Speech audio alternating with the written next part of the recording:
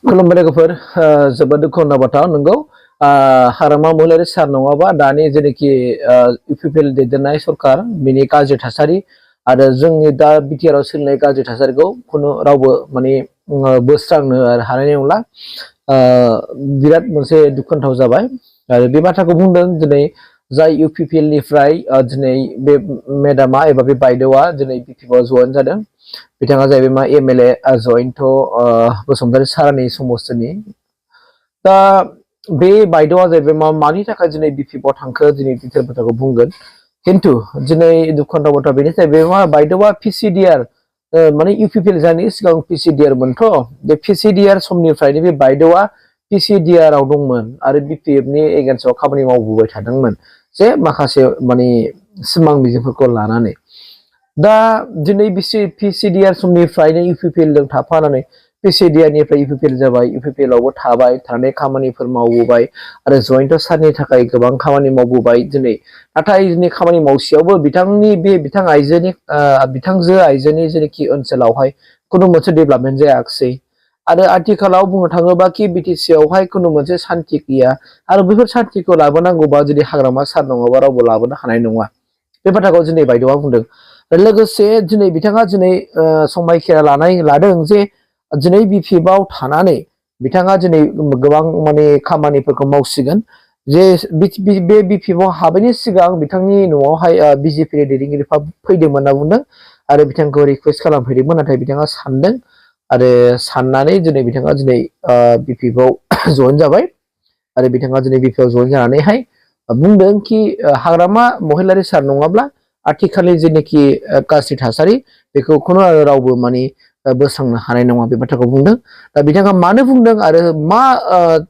माने मिजिंजों बुंदोंमोन नोंथांमोनहा डिटेल बाथ्राखौहाय बिथांनि खुगाजोंनो खोनासंनो लादो फैयोबा आं नोंथांमोननो बिथांनि खुगानि बुंनाय रावफोरखौ नोंथांमोननि खोमाजों खोनासंहोनोसै फैदो अब्ला दिनै आं बेयाव सुंद' बिबुंथि लानाया बेनोदि सार दिनै आङो सासे इउपिपिएल हान्जानि सासे मावथिमोन कदमथला बिसिडिसिनि सिङाव थानाय उजानि गामिनि दिनै आं बे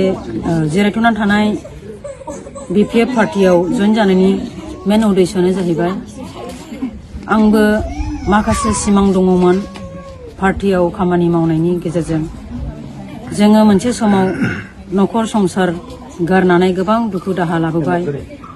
आरो सरासनस्रायै बुंनो थाङोब्ला जयन्त बसुमतारी सारनि जानाखि इलेक्शन टाइम बे इलेक्शन टाइमाव जोङो गोबां दुखु दाहा लानानै माखासे सिमां सुजुनानै जोङो सारखौ सापर्ट होदोंमोन आंनि मेन उद्देश्यआनो बेनो आंनि दिनै बिपिएफ पार्टियाव गोदानै जइन जाफिननायनि मेन उद्देश्यआनो बेनो जे दिनै आं बे गामियाव संसार जानानै 24 बोसोर जानानै फैबाय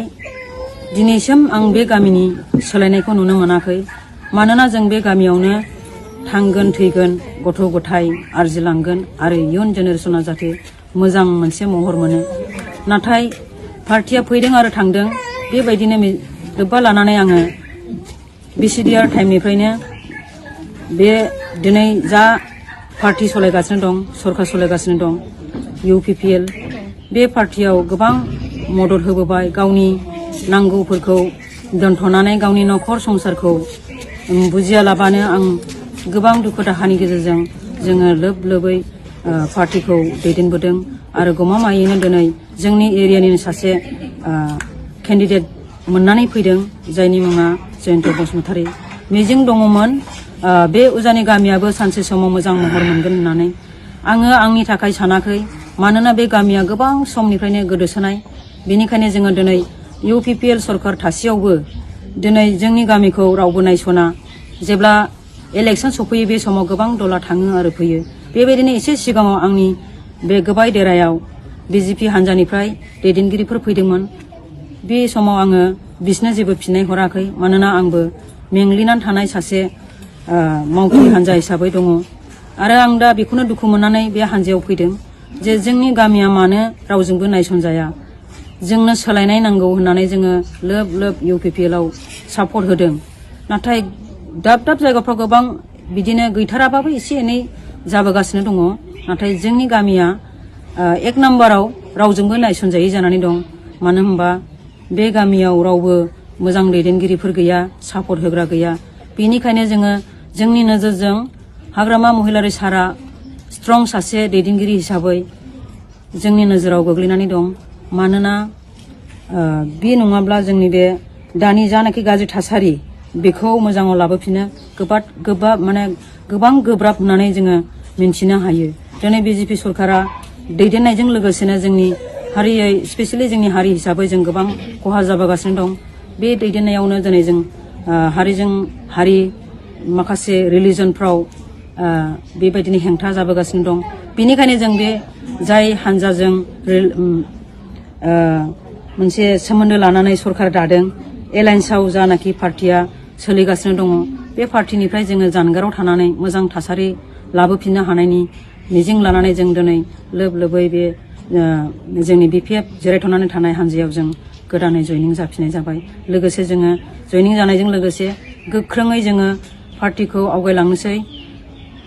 एसेनोसै आंनि बुंनाया।